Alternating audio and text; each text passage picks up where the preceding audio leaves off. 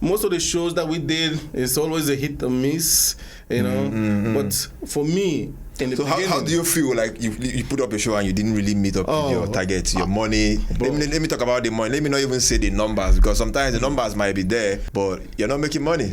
But you're smiling. Hey, I was sure, I wasn't smiling after my first loss. I'm not gonna lie to you, I wasn't smiling. I was depressed. I'm not gonna lie to you. I went home, went under the cover. I'm not gonna lie to you, cover myself.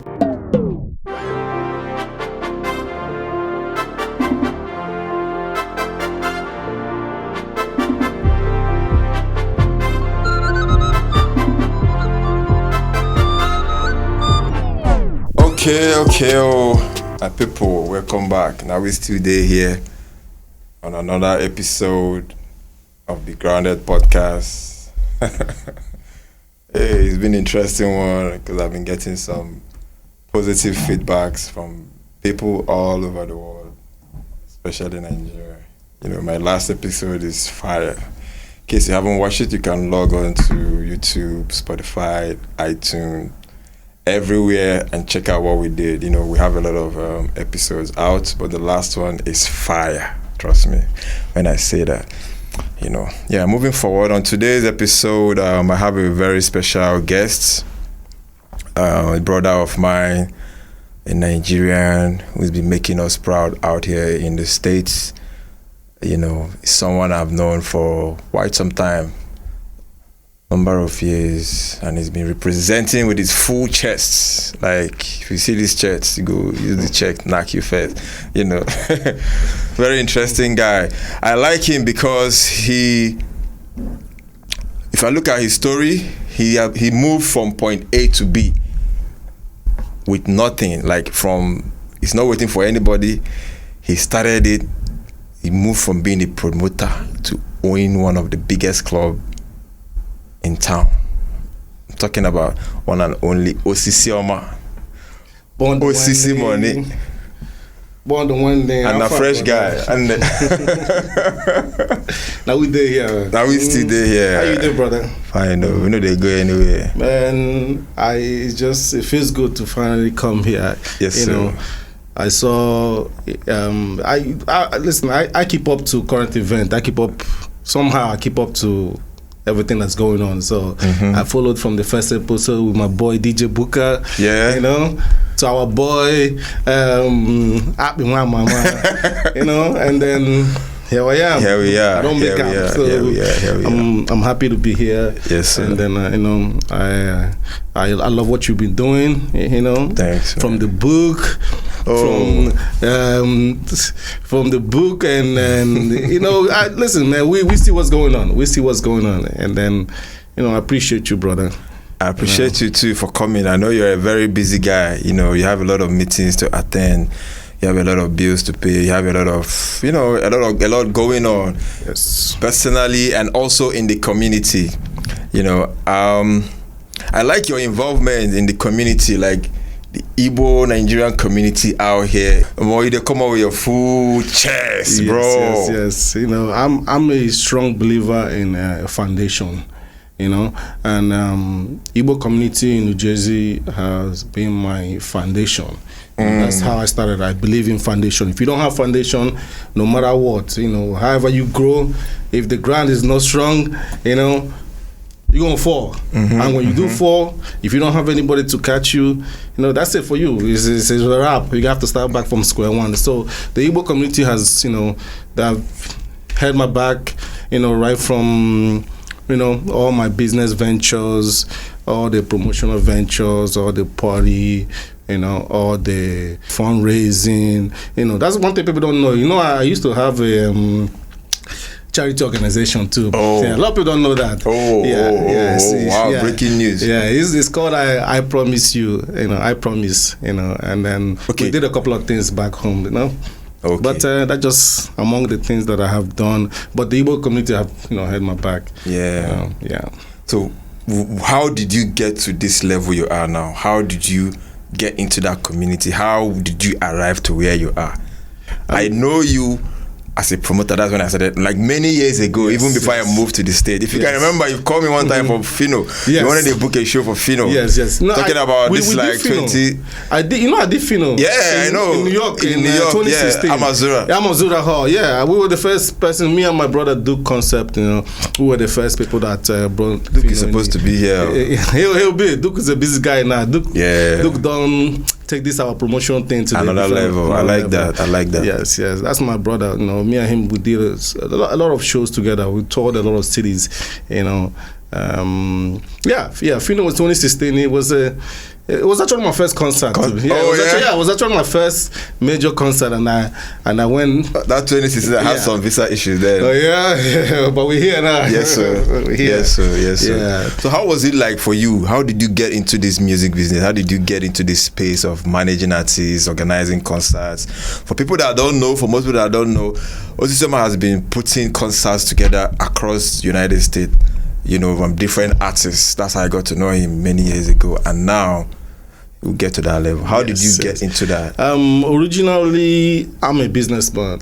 I started off as a business, and I went to school. I did my master's, my MBA in business, international concentration, and international business. Yeah. So, but I started off as a businessman, in a Nigerian home or African home.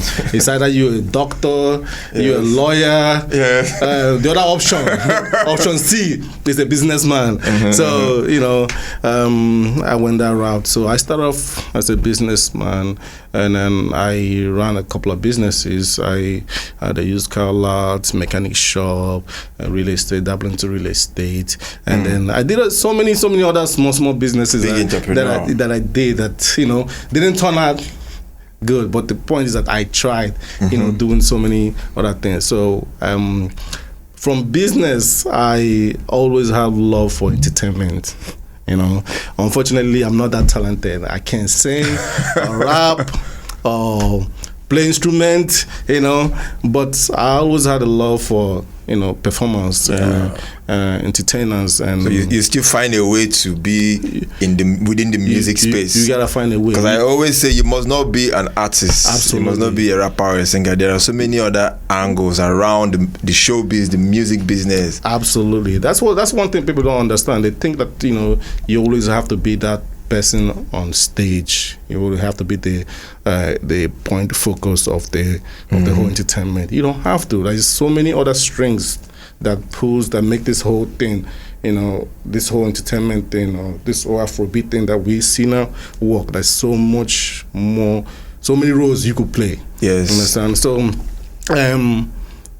the way I could, work my way in, since I couldn't sing or dance or do any of those things, but I knew that I had some kind of talent in like people are kind of driven toward me for some reason, for whatever reason, because of my personality. So much, you're not putting in so much effort. I don't think I ever put any effort, but people seem to like, gravitate toward, things that I do. So, I started off as first I built a studio back home. Actually, I have a studio back home in Lagos.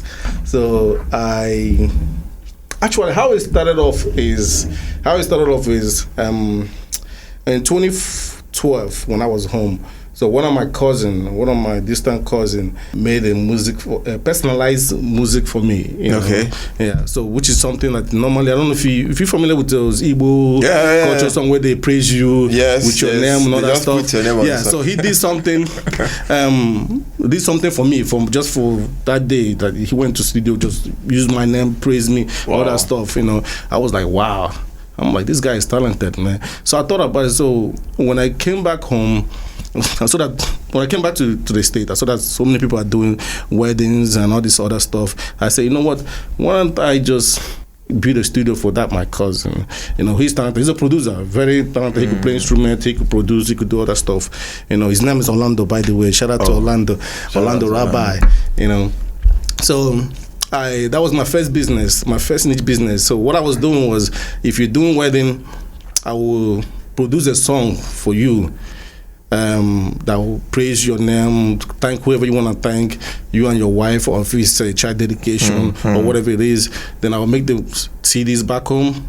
Once you give me the names all you want, I'll make it back home, 2 or 3 tracks, different 2 or 3 tracks. Then they will ship it back to me with your picture on the CD, and then you could give it away as a souvenir at the end of your event. Instead of giving a frank plastic plates and all this other stuff they used to do. So it was my first idea that I started off in New Jersey here. You know, people were really, every event people were calling me, you know, make a song, sending it. And you are the only person doing that? I was the only person doing it. I was the only person doing it. So it was a hit, you know.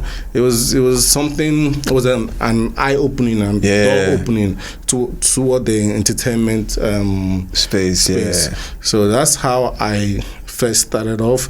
You know, it was doing good. So I remember one of my boys, Stanley, called Foundation and brought Duke to one of my events. And then he introduced me and Duke, like, you know, see, this guy is doing his thing in New Jersey, you know. Duke was repping New York back then, anyway. So I need to work together. He got the Igbo community on lock. You know, you're doing your thing in New York. So that's how, you know, me and Duke, I went from producing and making those personalized songs for weddings and other stuff, now to transit to promotion. Because I already have the followers already from doing the thing. So from there, then I transitioned to, you know, promotion. Did a couple of parties then before jumping into Fino, you know, my first concert in New York in Amazura. Yes. Wow. Yeah, which was major. It was big. Yes, it is big. I learned a lot from that. From that, my first concert, I really... Did you make profit? Because when I see... Okay, let me not talk about myself. When I see... When the people see, like, do put up a show, or you put up a show, or any promoter put up a show, and people are packed. Yeah. So they don't know the mathematics behind those shows, people coming together to have fun. Sometimes you make profit, a lot of times, bro, you hit it on the zero. A lot of times, it's zero. You take it. People don't understand. There's a lot of money involved in trying to put up a concert, especially a big concert. Yeah, it takes a lot. It takes a lot. Like, you gotta buy at the bar if you're trying to make money. You know, you gotta pay staff, sound management. Like, it's way too many involved. So, you know, most of the shows that we did, it's always a hit or miss. You know, but for me, in the beginning, how do you feel like you put up a show and you didn't really meet up with your targets, your money? Let me talk about the money. Let me not even say the numbers, because sometimes the numbers might be there, but you're not making money. But you're smiling. Hey, I was sure, you know. I wasn't smiling after my first loss. I'm not gonna lie to you, I wasn't smiling. I was depressed. I'm not gonna lie to you. I went home, went under the cover. I'm not gonna lie to you, cover myself. But at the end of the day, I removed the cover and, you know, took it as a learning process. Yeah. So I took away so many things from that first show. You know, some mistakes that we made. You know, some things that could have done this way and it went this other way. So it was a learning curve for me. But most importantly, it put my name on the map. You know, I went from local, making personalized song for my community to now in New York, boom, Amazura Hall, boom, shut down, big show. You know, the thing is on YouTube. You can look it up, you can see the crowd. Yeah. You know? And another big mistake that we made during the show was, this is a mistake that nobody would never make in a promotion now, is that during that time, that's when Father came out. Can you believe that we invited Olamide as a surprise guest and didn't even promote it? We didn't promote it. Oh, I saw it. Can you imagine that? We invited Olamide to come in as a surprise guest and we didn't even promote it, you know. So that was a very big miss. I think if we would have promoted it as Olamide and Fino, it would have really made a very big difference and impact on the show. But I took out so many lessons from it, and then from there we move forward. That's when you know if you are really called for this business. Oh no, what doesn't kill you make you stronger. Because some people will be like, I've seen some investors, they run. They run. The money that I lost that night, man. I'm not gonna lie to you, man. It shocked me. Run. It will shock you now. Some people will be like, okay, we sell tickets. We have 50. If we have 20 people or 100 people buying ticket at a certain amount, we make this. We press calculator before the show. press calculators. Like, okay, well, we about to hammer. At the end of the night, bro, the show was packed. Look it up on YouTube. It was a full house, But at the end of the day, we spent so much money. We did so much that we shouldn't, have done. But it was a big learning lesson for us, Yeah, but that was my first show, and from there on, went on, I'm doing many shows with Duke and doing many other shows by myself. And like I said, the first show, he opened a lot of doors. Yes. So sometimes it's not about making money. You could make money and you wouldn't really gain anything about it. How are you? What are you taking out from that show? Yes. What are you taking out there to prepare yourself for the next? He put my name on the map, and then that was what money spent. Yeah, because that took me from local to the next level. I think that's when I met Bigger Entertainment. Bigger, okay. Yeah, and this was back because him and Fino, they all flew in from New York. We all stayed in one hotel together. So when he first met me, he was like, "Oh, I've been hearing your name, Osisioma. I'm thinking that you're gonna be one kind of old man like that." You're a young man. Your name sounds so old. I'm thinking that you're gonna be the one. He just look me and say, you're a small boy. I'm thinking that you was gonna be one big old man. The way your name sounds, Osisioma, I guess the name sounds big. I guess. The thing that happened to me was that people when they see me, you're the bond one. I know. Just you. What are you expecting? They say manager is supposed to be big. It's big. Come on, man. Yeah. I remember Biggie telling me that after we all met for the first time. Like, wow, so you're the one that called Osisioma. I was thinking that it was gonna be one kind big guy like that. I'm like, I'm just humble me. Yes. Do you still do shows now? Like, do you still put out, or you moved out from that? I'm a strong believer in transitioning. Yeah, that's just me. Some people, some people stuck to one thing, which is perfect. That's not. There's no limits. Yeah, for me personally, I can't stick to one thing. Yeah, I can't. Just right from the beginning, I've always tried to do as many things as possible. Yeah. Just like somebody that has too much talent. They could play drum, they could play guitar, they could play whatever. You can't stop them. So I went from doing concert to move to the next journey, the next chapter in my life. And would you say all those times you are trying different businesses before you get that major break on music promotions and all that? Yeah. So all those businesses you are organizing, it help you in putting yourself together where you are now. Oh, absolutely. Do you know why I ask this? Some people just want to go from A to Z. See, those times you're taking L's in some businesses, right? It's a learning process. Oh, it's a learning process. Because you're getting different experience from different angle. That's what thing people don't understand. There's a friend of mine, a very good friend of mine. We were into one business together, and then we were arguing about something, about business move, And he made one comment that really struck me that, this guy he doesn't understand it. He told me that, I never took a L in business. I never lost. I'm like, guy, if you never lost in business, then you ain't doing no business. You're not in business. I've had so many L's. I've took so many L's. Facts. And then I always bounce back. Yes. And I took out some lessons from there, because those lessons are what push me to the next business, to keep growing and not make those other mistakes again. So never get scared of failure. It comes with it. It's part of it. It's part of growth. Just if you are willing to fail, ain't no stopping you. Ain't no stopping you. So that's the thing. So those L's I took from all those small businesses that I did is what kept me going. Because when I took that L on that my first concert, I would have just crumbled and said, throw in the towel. This is it, man. I lost major money, bro. I lost a lot of money. But I just took the lesson that I learned from there, the name that I made from there, and then went back to war. Yeah, just like me, I'm an artist manager, right? I manage a couple of artists. Thanks. So some people will say, Bond, you are doing this now. You're doing, bro, this is a movement, right? This is a movement. What is Jay-Z doing? Exactly. What is the president of the United States of America? What is he doing?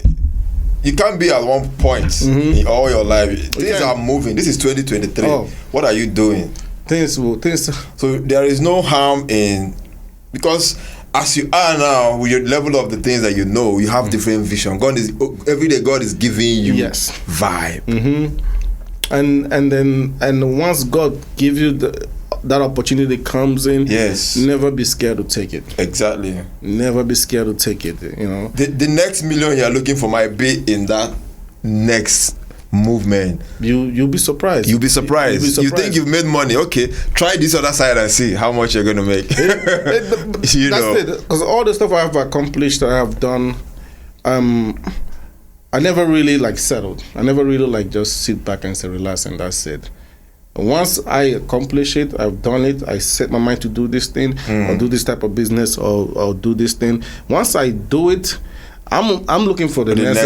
My mind is the next level. What is next? What's next? Because things will always evolve. Things will always move. Yeah, that's how you see some people stuck on neutral because they get comfortable once they get something done. That's it. I'm good. I made it, or I'm okay. I'm never comfortable. I'm always hungry. Yes. I don't know what it is about me, but I'm always hungry. I'm always hungry, looking for the next. Hunger is leads to that success. Oh yeah. Even if there's food in this table, I'm always hungry. I'm gonna be hungry. Are you a foodie type of guy? Are you a foodie type of guy? No. You know me now. Which kind of hunger you talk again? Hunger for success. Hunger for more. Hunger for more knowledge. Because sometimes when I talk about hunger, some people will be, it's not food I'm talking about. No, it's not food. People need to understand. It's not food. It's the hunger for the next level, for the next opportunity. Yes. What will come off. You have to have that. If you don't have that, you will just eat this food that is here and relax, kick leg up, collect toothpicks and relax. No, I see the food here. Okay, the food is here, but what's there? So moving from all the things you've done, from in the community, you are there. All the business, you have chains of businesses, I know. Yes. Now you're a club owner. Yes. Guess you don't know if you're coming to this side of the world, New Jersey, coming to Jersey or New York, just ask of Origin. Just Google it. Origin Lounge, right? Yes, Origin Restaurant and Lounge. Yes. Their food. If you eat jollof rice there, if you eat anything you eat there, or more. Let me not even. Number one is tested and trusted. I don't even talk. Trust me, tested and trusted. So moving from that club, being a promoter, organizing concerts, owning a club, how was that movement like? That process like? Oh, bro. Do you always have that vision? I actually do. Yes. There's a saying. I believe is. Shoot for the star, aim for the moon, or shoot for the star, land on the moon, or something like that. So I always had a vision of not owning a club, but actually managing somebody's club. Okay. Because I used to think it's impossible for me to own a club. I had so many people doing the promotion thing. I got a lot of notoriety. A lot of people know me. I had a couple of people that actually wanted me to manage their clubs. Their club, yeah. But if it doesn't, if my spirit doesn't fit, or I won't do it. So I actually rejected a couple of offers, to manage some other club. But I always had a vision of managing somebody's club. My vision wasn't even like for me to own one. It was, I just knew that I will manage somebody's club at some point. I mean, I knew it was sooner or later because I was getting offer, come and manage my place. So I see you, you a little small popular, you local celebrity. That's what they call me, local celebrity. Come manage my club so I could get some attraction. So I saw that coming, but I didn't have the vision of owning one. But I knew somehow I'll be in that scene.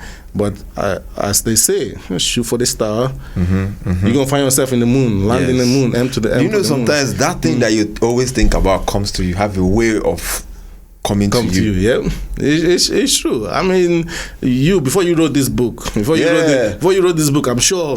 I used to read a lot. I used to read a lot of books. In fact, a book actually made me to find my purpose in life. Nice. There was a book my brother gave me. I read this book. It's called it's a book by Willie Jolie. It takes a minute to change your life. Oh, okay. I read that book. That book opened my vision. I started asking myself questions. What are my skills? What are my talent? What can I do? I said, okay, I've always loved music. Okay. I started learning the music business. I mean, your families are in the music business. From there, I'm like, okay. I started watching them Jay-Z, them Run DMC, how they run business and all that. I said, okay. So I started reading. At some point, I'd be like, okay, let me put all my experience. That's how I came up with the book. Let me document that's it. That's a nice one, because people sometimes they need guidance, exactly. To be able to, then there was no music book. There was nothing like that. There was no much internet. I was just reading on magazines, interviews, and all that. But something to read on, to digest. I couldn't find one. I had to put the book down. That's what's up. Yes. So which one would you prefer, managing a club or managing an artist and concert? Which one is more lucrative? Which one is? Like I said, I've managed artists. Yes. I've done that. I was going to, because I knew my next target was to manage somebody's club, but. As God may have it. I was about to say, just took the word out of my mouth. No. As God may have it. Why are you? I didn't build it to manage somebody. Boom. Take this one. That's it. So it was. I knew I was moving to that direction. Yeah. And that's the direction I was walking towards. When I was working with Duke with the whole concert thing, I always knew that this was just a stepping stone for me. Yeah. For me to do the club thing. They own the club, and I look up to these people like Chief Priest, them, Obi Kubana, them, people like that. I see them doing their thing. Yeah, moving from here to here, doing that thing just from you don't. And have people to. Always say, this guy is doing everything. You are this, you are that. There's nothing wrong with. There's nothing wrong with that. That's nothing wrong with that. Yeah. So I saw them doing their thing, and I'm like, I could do the same thing in my own little corner. You understand? You don't have to be the rapper. You don't have to be the best promoter. You don't have to, because during that promoter time, I see a lot of promoters fighting over Nigerian Independence Day party. This person is doing it here, this person is doing it there. I just didn't like all those things. You could just come and work together and do it. There were so many things I was seeing, but there's so many ways or so many things you can do. So I just. The whole promotion thing was just a stepping stone for me. Yeah. To build my brand, to build my name, and then use it and do the club thing. Else, yeah. So obviously, owning a club is beats managing anyone's club. So that's how it happens. Like, is that easy to manage a club? Is that easy? I don't think it would be. I don't think it would have been easy, but. I was gonna draw from my experience from doing parties. Okay. I was gonna draw, because it's basically, I can't say it's the same thing, because when we're doing parties, after you are done, that's it, you're done. You leave, collect your money, whatever they give you your bag guarantee money or whatever money you made at the door. In clubs, you take some L sometimes, right? In club, it's actually easy to make money in club. as a promoter. Then I don't know about now, but now I'm an owner now, so I don't leave that. As a promoter, then it was easy, you know. But so as a promoter and owning a club, you know all the. Oh no, I know all the angles. Yeah, that's what I'm saying. So you know, that's yes. We said, experience. You know, there's nothing will teach you more than experience. Exactly. You know, so from experience, it's not like you have money and decided to open a club. Oh no, because I have money. No. I mean, you can't. You've never slept in the club. You've never been in. You don't even know what the bottle of Hennessy costs. I wasn't buying bottles. You know, as the promoters, what we're doing, we're just selling. We say we're not the one popping the bottle. We're the one just making the sales. You know, making the party goes down. So. Okay, now we're still there here. This is Bond. I know you're enjoying the episode. You're enjoying the whole show. All right. Do you know that this episode is brought to you by Grounded Promotions? You know that? All right. Get back to the episode. Let's go. So the club thing, like I said, the reason why I didn't have that vision of owning one, because it's not a small thing. It's not something that I don't believe it's something that one person could do. Unless I didn't come from money. I didn't come from money. Whoever, for people that know me, I didn't come from money. You know, From ground zero. From ground zero. I love that. From ground zero. My first job was because some people will see Osisioma and they'll be like, okay, maybe there's money. They just give you 1 million naira to start the business. They just give. No, I didn't come from money. Too many sleepless nights. I started from ground zero. I started from ground zero from. My first job was, and that is the whole segment of this particular episode, right? People going from nothing to something. Yes. How that transitioning from nothing to something, you're going from becoming a promoter, to owning a club. Club 1, I know you're working on the 2 and 3. I know we're working on something. That's other things coming. That is not easy. There's many other things that are coming. Yeah, but you have to trust the process. Yes, you just have to trust the process. You know, I hear that a lot. Trust the process. It's really true. Yeah, trust the process. If you really believe that, if you believe in yourself and believe, you know, your goal, what you're trying to achieve, and just keep working at it, don't get discouraged. You know, because so many times I would have given up, you know, by our people. You know, I remember back in the days. Did you ever think like people will say, this guy is doing too much, or you're going from club promoter now you want to own a club? People used to think like that. I'm the kind of person that if you throw brick at me, and that thing has been holding a lot of people down. It does. You have to have a thick skin in this game, because I even this our community, even all these people that's coming to my club now, the original, they are ones that the people that didn't believe in me. I'm not gonna lie. They know themselves. They didn't believe in the vision. They didn't believe in the process. You know, I remember one time. This was way back when I was still doing my hustling and, you know, doing my other small business. I posted a video on Facebook. I was singing that Ricky song every day. I'm hustling. Every day I'm hustling. That is my anthem. I was driving my car. When I'm in my hustle mode, that was my anthem. Damn. So I posted that video on Facebook. I was driving, you know, playing that song. You know, that's the song that motivated me. Doing my hustle. You know, the same people in my community, some of my friends that I call friends, you know, if you see the kind of comment that they commented on the video, stop hustling, go get a 9 to 5. Because that time I was doing promotion, you know, go get 9 to 5. Yeah, these are the people that maybe are nurse or had this office job, you know. People don't understand. They don't understand that I believe in my process. I trust the process. So these are the people now that I actually caught one of them in the club looking at me. like he was just looking at me. He was just staring at me. Anything. Like he was just like this looking at me. Like, you know, these are the people that commented on my Facebook back then. Like, go get a job. Go get go get a job. But I went to school. I went to the top. I got my master's degree in the States. Yeah. You know? I got my business license in the States. How many of your club owners get their people from the street get their masters? How many?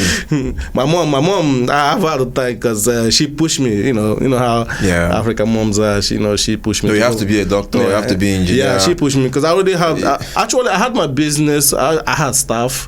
I had staff working for me before I even went back to school and get my master's degree. So I was already running business already. But I did it more for my mom because she, Mom, I'm doing okay. I have staff. I'm running business. No, she needs that title. She need that title. African mom. They need to say, my daughter is a doctor. Shout out to my mom. So I had to go back to school. Knock it out of the way. I got my MBA. I don't really need it, but I got it. It's hanging somewhere in my living room on the wall. So, but just believe in the process. Yes, sir. Believe in the process, and then. So for someone that is moving or trying to, or is still asking him or herself, like, can I go from this? Can I enter this being a promoter? Can I become a promoter? Can I own a club? All you have to do is trust the process and put yourself in the game. Yes. Like you have to put yourself there. First, you have to make sure it's for you. Not everything is for everybody. Yes. You can't just want to promote and you're not a people's person. Exactly. It's not gonna work. If you want to be a promoter, you gotta be a people's person. Yeah, you have to be very likable. You have to be likable. Unfortunately, it made it easy for me because I tend to find myself, because some people will just be like, man, if people don't like you, even if you bring this is not my age mate now. This guy is a small boy. If people don't like you, even if you bring in Davido, Wizkid, they're not gonna show. True. Because they can't stand you. Small personality. Yes, it goes a long way. So that kind of made it easy for me because I tend to see myself as a likable person. So when I put out shows out there, put out parties out there, put out a flyer, they see the name, they tend to come. How have you been able to manage your relationship with people? Like I see you are very close friends with Duke, a lot of other promoters and people in the community. I actually. I know they quarrel. I know they quarrel with anybody, unless somebody's quarreling with me. I'm sure that some people quarreling with me, but I'm not quarreling with you. I'm that kind of person. No money issues. I have no problem with anybody. So most of my business is. Duke tell me this all the time. I tend to do business. I'm a gentleman. Like I'm a strong believer in. We can shake hands. And then what is born. You understand? So and then I tend to work with people of that like mind. Okay. Just to keep it to avoid legal issue, because before this I was street. Before this I was street. I'm not even gonna take it to court. We're gonna handle it. We're gonna handle this. We're gonna handle this. So I try to avoid that. So I deal with people. With people with like minds. Yes. So I haven't have any issue with anybody. I work with all type of promoters. Anybody that's willing to work, I'm open to work. So with this club thing, I don't think I have. Do you have any plans opening an Origin Lounge in Nigeria? No, it's just America. It's just America. Let's concentrate here. Yeah, let's concentrate on America. Nigeria, we have a long way to go. Dollar is better than... Are you kidding me? Do you know how many businesses my friends have been trying to force me to, to open up? When I think about it, this is very important. This is very important that I ask you this because I have some friends now pushing me, send this, do this, let's set up this. What advice do you have for people that are living in the States or London, trying to set up a business in Nigeria or Africa, maybe other? How? Because I'm sure you've tried it. A lot of times. I did one or two something, but at the end of the day, for me personally, it makes no sense. That I'll buy this for $2, and ship it home. At the end of the day, it worth 50 cents. Yes. It makes no sense to me, But other than that, some people are really making it in Nigeria. Don't get me wrong. I have some of my friends that are really eating back home, and basically it's all about connection, So, but for the average Joe, I must stick to dollar, man. Dollar beats at the rate of 100, you say sometimes it works, sometimes it doesn't work, or is it like 50-50? It's not even more. It's less than 50-50. Neither just. Okay, first of all, the exchange rate will kill you. Different. The exchange rate will kill you. Period. the exchange rate will kill you. Period. That's all. I remember when naira used to be 200, $1 to 200. It went to 300. I remember when it went to 400. I could see how everybody was going crazy, sending money back home, thinking like, don't they reach almost 1,000 now? So if you send money then at the 400, dollar to 400, and now it's 700 going to 1,000. Your dollar is shrinking. It doesn't have any value anymore. Exactly. So how does that even make any sense? So we need to get it. We need to get the. It's not like, so people back in Africa, back home. It's not like we don't want to establish a business out there, but you have to look at the money you are putting in. Yes, you are putting in $1 to earn $10 or $5. I'm not putting in $1 to earn 50 cents. You know, that's backwards. It makes no sense. I mean, the only way we work, like some of my friends that is working, the only way we work is that if you don't have any plan on bringing that dollar back. How are you going to do it if you're not bringing the dollar back? How is the business going to survive? There's some friends that they just be keeping it for expenses they just out keeping there. Expenses out there. They build house out there, pay staff out there, anything that have to do with out there. So those are the one that doesn't feel the heat. So if that's your intention, it will work. But for me, I had no reason to keep money over there. I need my money to turn it over. Invest in my businesses over here. Because most of my businesses are here.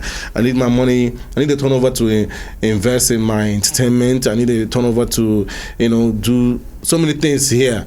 So for me, it doesn't make no sense. But for the ones that leave the money over there, it makes sense for them. Exactly. So that's the only way it will work. If you not have any intention of bringing that money back home. So I almost did that a couple of years ago. I almost set up one business, but I was looking at the exchange rate, and I'm not going to always be there. Yes, that's the second part. I'm not going to always be there, and I need to oversee my business. I don't care. I need to oversee my business 100% because there's a way I want to structure it, brand it, do this, do my marketing. I'm not always going to be there. I don't want to believe or rely on what you're telling me over the phone or email. That's apart from exchange rate, that's another big thing that makes us not want to do business. Because I have people that are losing money. I'm not going to lie. People have set up car business. People have set up phone business. A lot of businesses. It's not setting it up is not the problem. Setting up is not the problem. The problem is that once you set it up, you can. The thing tire me. I know friends that have so many businesses that the staff over there are just killing them. Like they cannot sell this thing for five naira and tell you that they sold it for 5 naira. They will turn around and tell you they sold it for 1 naira. And expect you to send it the same thing again tomorrow. How am I going to keep sending when we are eating the profit and not even worrying about, like, how would the business grow? Like, our people need to stop with that mindset of just eating for now, forgetting about tomorrow. All they think about is now. Yes. Because you're in business to make profit. You're in business to make profit. We're not in business to impress people. No. You will grow. As the business grows, you grow. Yeah. But if you want to steal right now, mess up the business, that's the end of it. I'm not going to ship tomorrow. I'm not going to send anything again because it doesn't make any sense. But if you grow the business with me, you're going to eat for a very long time. Correct. And I'm going to eat. You're going to eat. Everybody's going to eat. Correct. Our people need to start with that mindset of just... And if you don't do it, they will say you're not sharp. You're not a sharp guy. Come on, you're not a sharp guy. You are putting an end to something that would have sustained you for a long time and your family. Those are the reasons why I just tend to keep my businesses here. Yeah, I'm not discouraging you if you out there you want to set up a business in Nigeria or any of your countries. Go ahead, but you have to check and double check again. You have to consider the exchange rate. You have to consider your time, and if you're not, I would say if you're not going to be present, at least 99.9, just know how to go about it. There's no way to go about it. A lot of people have tried it. It doesn't really work. You end up losing money. The worst part is that even your family.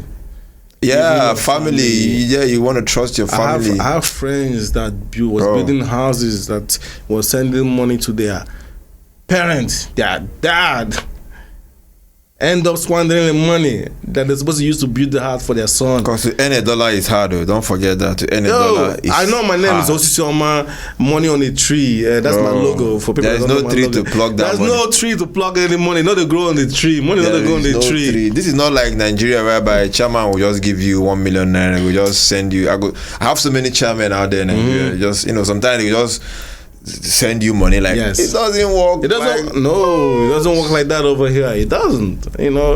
Every dollar matters. Every single dollar matters. Yeah. Okay, looking at Afrobeat now. The level Afrobeat is right now. It's all our music everywhere. Yes. In the clubs. Yes. The streets. In the mall. I'm not gonna lie to you. It's a beautiful thing to watch. It's a beautiful thing to watch because I came to this country. Yeah, you've been here more than me. Yes. You're right. So compared to then and now, what is the evolution? I came here in 97. I know. 97, and I wasn't born here. I was born in Nigeria, but I came here at a young age. So I still had that, Nigeria in me.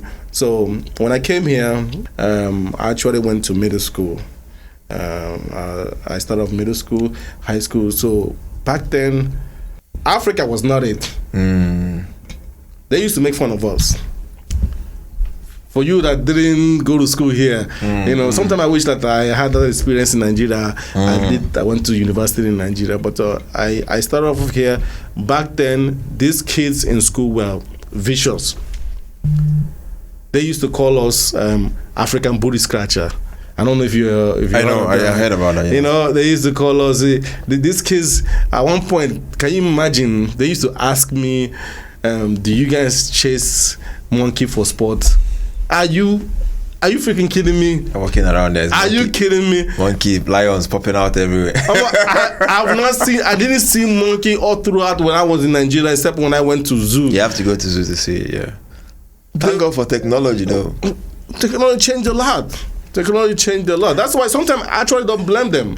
Yeah, I actually don't blame them because back then, for us that grew up here, those American kids were not exposed to much. We didn't have no Instagram. We didn't have no. They don't even Facebook. travel. They don't travel. Their parents don't travel. They don't travel.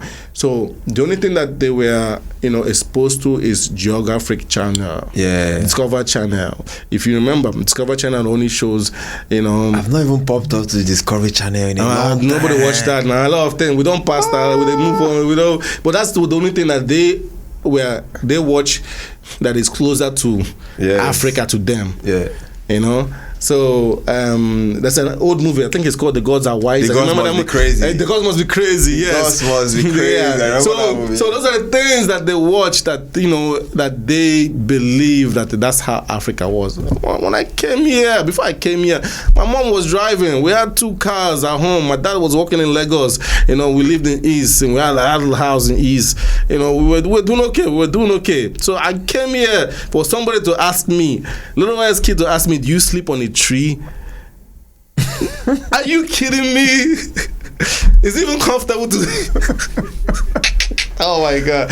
Well, so it amazed me to see how we have like moved from there thanks to technology. Yes. And then I actually remember when it was changing.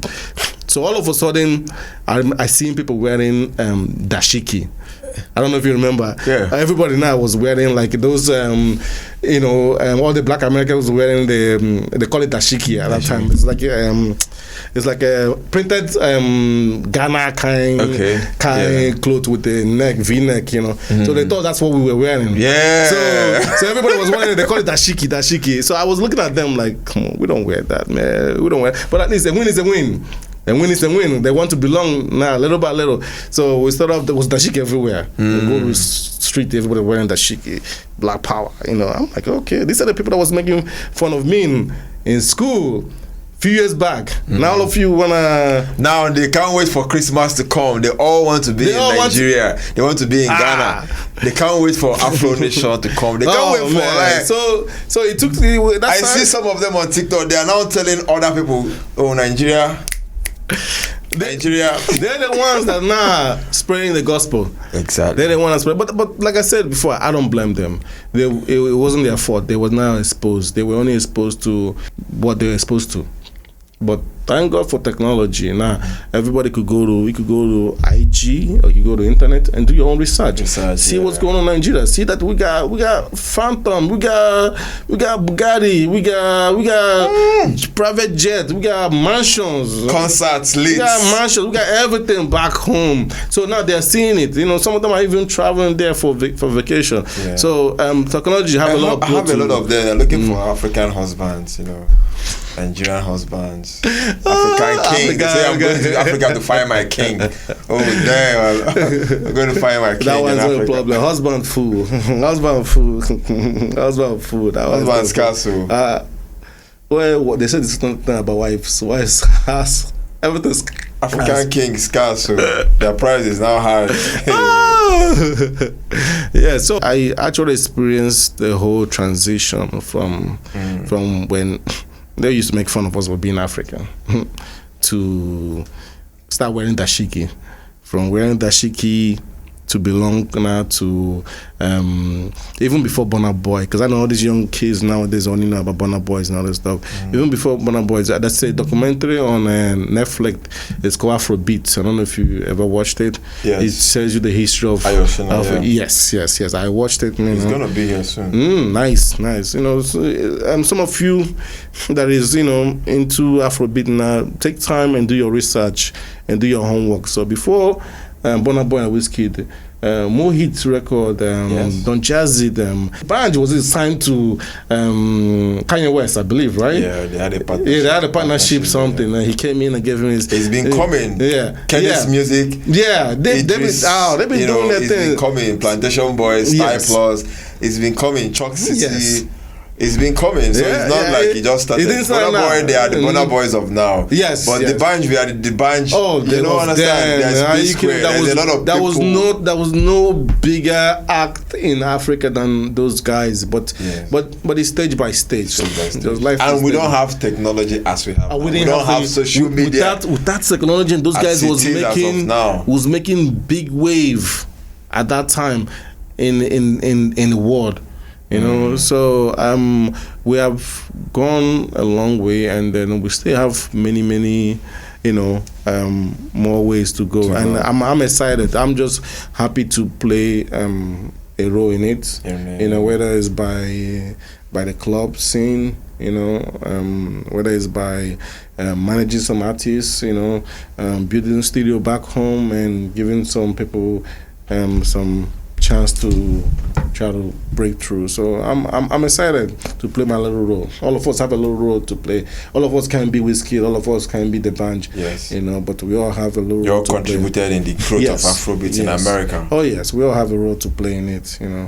Some bigger than others, but at the end of the day, is a team effort. Yes. To get Afrobeat to where it is right now, and then where it's gonna be in the future. Yes, I'm excited, man. Yeah. Oh, I'm super excited.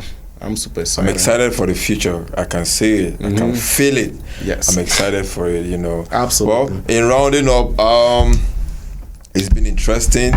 Very, very interesting. I appreciate you for coming around. Appreciate you so much. I love what you're doing. Thank you. The way you are supporting the culture, Africans. Let me say it again. If you're coming into New York or New Jersey, look for Origin Lounge. Yes, Origin Lounge, a restaurant, and it's in Newark, downtown Newark in New Jersey, which is booming. All the, that's where the hockey stadium is. The Devils, for people that play hockey. So everybody's downtown Newark is turning to New York. Even the New York people come down to New Jersey to party. So not just to party, to eat better Nigerian food. Eat better food, yes. Chop better Nigerian jollof rice. Absolutely. Right. Let the people know. I appreciate you for coming once more. How can people find you on social media? How can people that want to do business with you, with the club, You know, because I see money. You look Osisi money. That's emblem for money.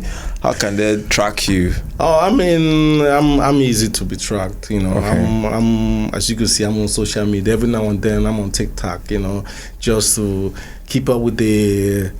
You know, with the You have to keep it going. Yeah, you have to keep it going. You have to put yourself out there one way or the other. So, you know, my handle is Osisioma _ Entertainment. You know, and that's on Instagram or that's on IG. All IG, okay. On IG on all platform. You know, Okay. Osisioma _ Entertainment. You could find me. You know, so I'm open for business. You know. Life is all about business, bro. Yes, sir. You Yes, know? sir. If you have something positive, have business deals. If you have, you know, when you're coming into the side of the wall, like I said, look for the club, Origin Lounge, Yes. restaurant and lounge. Come and have a good time. And then all these young kids now, that is the future of Afrobeats. Yes. You know, what we're doing is just providing a platform. You Yes. know, we're just doing our own part. Just you have a platform for them. I like how you invited DJ Booker here first for your show. You know, all the DJs that I book are all these young kids that I look up to them as the next to carry the, you know, touch of Afrobeat. You know, so all of us that's a little bit older, that have the resources, that have the platform, you know, we should always try to do whatever we can to help these young boys. You know, they might not have the financial, you know, aspect of it, but we have the platform. You know, it's our job to be able to give them the platform to be able to, because they're the future of Afrobeat. True. Not me and you. You know. True. I've done my part. Yes, sir. I've done my part. We have done provided our the platform. Yes, I've done my part. Yeah, so just, you know, just keep pushing all these young kids, whether it's the young DJs or the young promoters that are coming up on the Afrobeat scene, or even the artists, all these young artists. There's a lot of unsigned artists out there. It mustn't be all the people that sign on the big record. Yeah, it mustn't be early started. Yeah. So, you know, just post them. You know, there's a lot of local artists that I deal with that hit me up all the time. You gotta post them. You know, tag them. Use your platform to help them.